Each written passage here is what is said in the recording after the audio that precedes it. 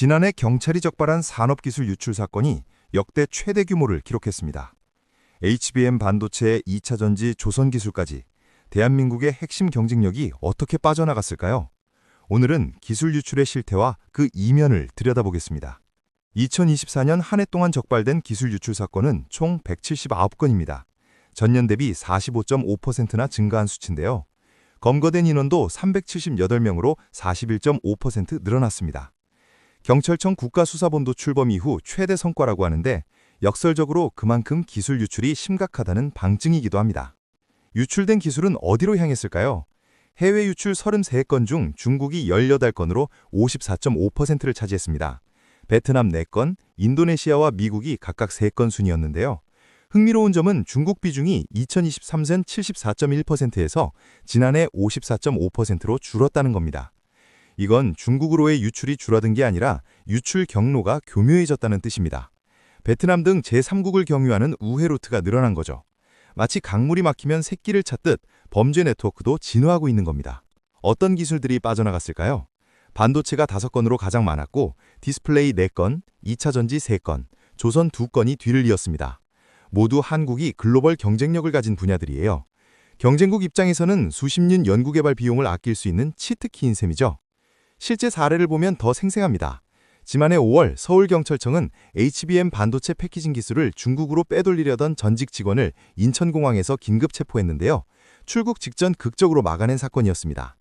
HBM은 고대역폭 메모리로 AI 반도체의 핵심 부품입니다. 삼성과 SK하이닉스가 세계 시장을 양분하고 있는 초격차 기술이죠.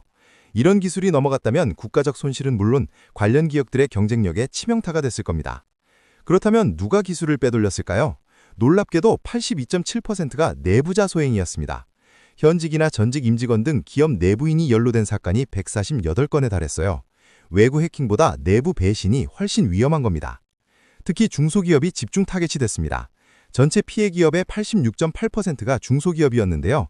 대기업에 비해 보안 시스템이 취약하고 직원 처우도 상대적으로 열악하다 보니 유출에 더 취약한 구조입니다.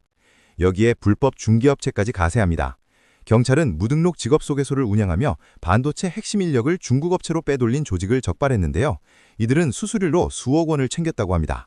기술 유출이 하나의 산업처럼 조직화된 거죠. 경찰은 이들의 예금, 부동산, 차량 등을 기소 전에 추징 보전 조치했습니다. 지난해 환수한 범죄 수익만 23억 4천만 원에 이르는데요.